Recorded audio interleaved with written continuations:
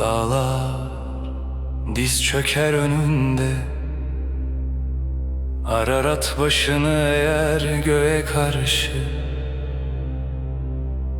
Bir paşanın iradesiyle değil, bir çağın kudretiyle yükselir bu taşlar.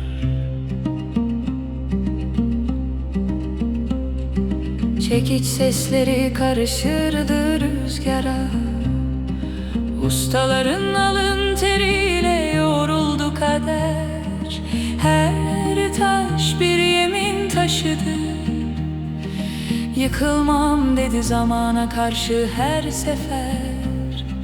Ey saray, ey İshak Paşa sarayı, sen bir konak değil, bir sınır taşısın. Ey saray, ey İshak Paşa sarayı, halkın sevdasına vurulmuş mührün. Ey saray, ey İshak Paşa sarayı. Kapıları sur kapısıdır sanki bir imparatorluğun. Aslanlar bekler eşiğinde görünmez. Bazid'in duası, Hani'nin heybeti, aynı taşta mühürlenmiştir sessizce.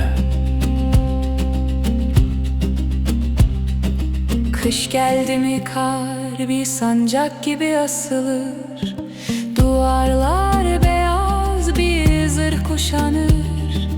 Fırtına sınar gücünü karanlıkta, İshak Paşa sarayı gülümser Bazide.